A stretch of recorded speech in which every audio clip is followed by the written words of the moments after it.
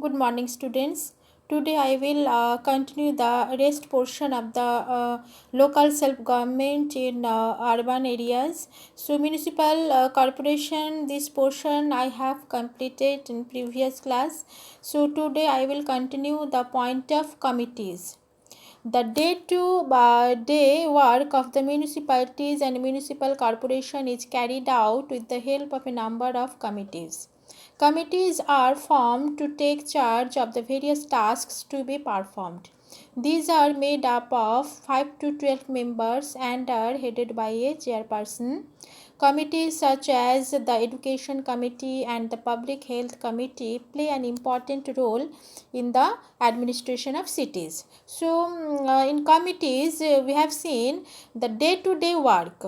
So, daily work of the municipalities and municipal corporations carried out by the members of the committees, and committees are formed to take charge the various tasks to be performed. So these are made up of 5 to 12 members.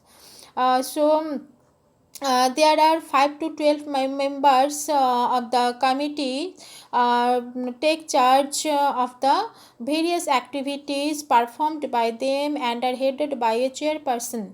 Committees such as the Education Committee and the Public Health Committee play an important role in the administration of cities. So here the two committees are said, Public Health Committee and Education Committee. So these two committees played an important role in the administration of cities. So now functions, the municipalities and municipal corporations have similar functions. They have both obligatory and optional functions. Some of them are listed below. So what are the functions? Functions of the municipalities and municipal corporations. So these functions are explained below. So one by one I am going to explain the functions. So now number one functions, maintenance of public hygiene, to arrange for the collection and disposal of garbage. First function, to collect and arrange the disposal of garbage and maintenance of public hygiene. Number two functions, public health, to build hospitals and dispensaries, to arrange for vaccinations, to protect people against diseases such as smallpox, cholera, and tuberculosis, to prevent adulteration of foodstuff. So number two functions, to maintain public health.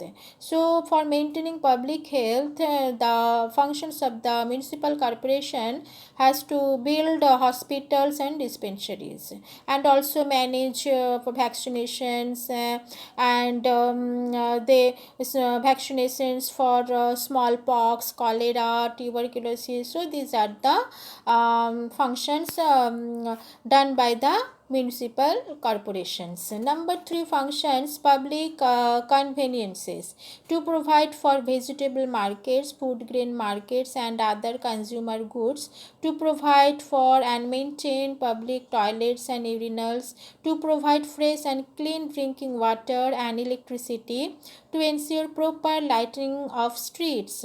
So these are the functions, to provide vegetable markets, or to provide public toilets and urinals, to provide fresh and clean drinking water. So these are the functions done by the municipalities. Number four functions, registering births and deaths, to maintain records of births and deaths and issue certificates for the same, to provide for and maintain graveyards, cremation grounds, and electric crematoriums. These are the functions. And also education, to build and maintain schools, public libraries, museums, and zoos. And roads and bridge, also to build and maintain roads and bridges within the city limits. Certain functions are optional, for example providing and maintaining free fire engines, museums, parks, and toilets are all optional functions of municipal bodies. So students, you have to keep in mind the functions of the municipal corporations, because these functions are very important functions. So this is very important points you have to keep. Next, sources of income. Sources of income means from which source they get the monies for maintaining this type of functions. So the municipal bodies need funds for carrying out their duties. Taxes are collected from these sources. So number one, goods coming into the city known as octroi or terminal tax. So they collect a terminal tax, and this tax imposed on the goods which are coming into the city. Houses and land called property tax. Another tax is property tax, and this tax comes from houses and land, business and occupations, tax on public lighting and hygiene facilities, water tax on the amount of water used, vehicle tax on motorized vehicles, toll tax for the use of roads and bridges, education tax for educational activities, rent collected from buildings owned by the urban local body, fees for issuing birth and death certificates. So from these sources, these are the sources from which the municipal bodies collected money, and this money used for the welfare of the public. Apart from the taxes collected, urban local bodies also receive annual grants from the state government. They can also borrow funds for specific purposes if the state government approves of them. So apart from the taxes, they collected, urban local bodies also receive annual grants from the state government. So state governments also helps municipal bodies, and they provide funds for the development purposes. So they can borrow funds for specific purpose if the state government approve of them. A state finance commission is appointed every 5 years to review the financial position of the urban local bodies. Besides looking into the financial position of the states, it also gives suggestions to the state government about the measures needed to strengthen the financial position of the local self-government. The urban local bodies may impose taxes authorized by the state legislature. So the last paragraph we have seen, a state finance commission is appointed every 5 years to revive the financial position of the urban local bodies. This means that for looking the urban local bodies, the state finance commission is appointed, and this commission is appointed every 5 years. Why? Because this commission review the financial position of the urban local bodies.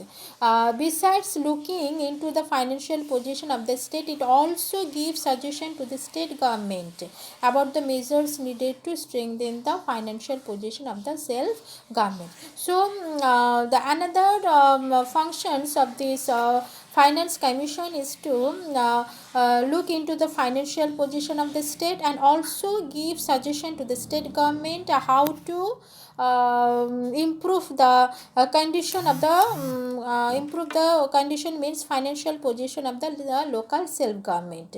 The urban local bodies may impose taxes authorized by the state legislature.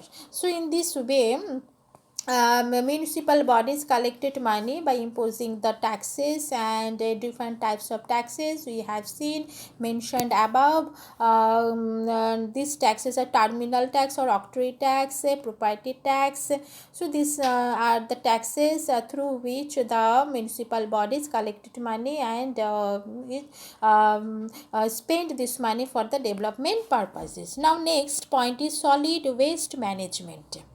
What is this? Within the municipal area, a department of the municipal board is responsible for regular collection and disposal of waste.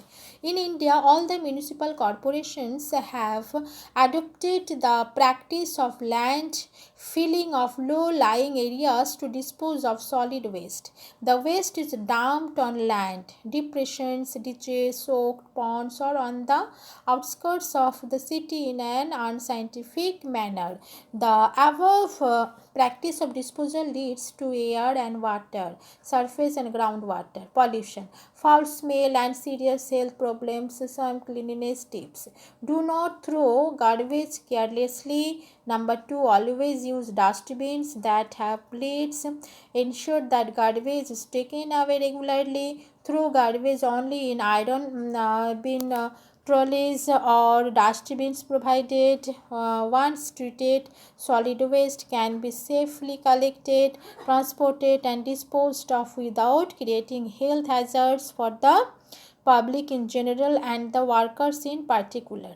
The waste treatment process has the following benefits: foul smell from garbage is removed, waste becomes free of flies, mosquitoes, and germs. Waste treatment prevents production of methane and other foul-smelling gases. Therefore, there are less chances of smoke, fire, and explosion hazards at the dumping years. So, the point is solid waste management. What is this? Here it is said that the municipal area department at the department of the municipal board is responsible for regular collection disposal of waste. So the main duty of the municipal board is to collect regular disposal of waste. In India, all the municipal corporations have adopted the practice of land filling of low-lying areas to dispose of solid waste. The waste is dumped on land or on the outskirts of city in an unscientific manner. So the above practice of disposal leads to air and water pollution, foul smell, and serious health problems. Some cleanliness tips. So how to clean our area? So here the tips are: don't throw garbage carelessly. Number 2, always use dustbins. Number 3, ensure that garbage is taken away regularly. Number 4, throw garbage only in iron bin trolleys or dustbins provided. Once treated, solid waste can be safely collected, transported, and disposed of without creating health hazards for the public in general and the workers in particular. So, foul smell from garbage is removed, waste becomes free of flies, mosquitoes, and germs. Waste treatment prevents production of methane and other foul smelling gases. So, in this way, we have to clean our areas. Now, the next point is supervision of local bodies. The municipalities and municipal corporation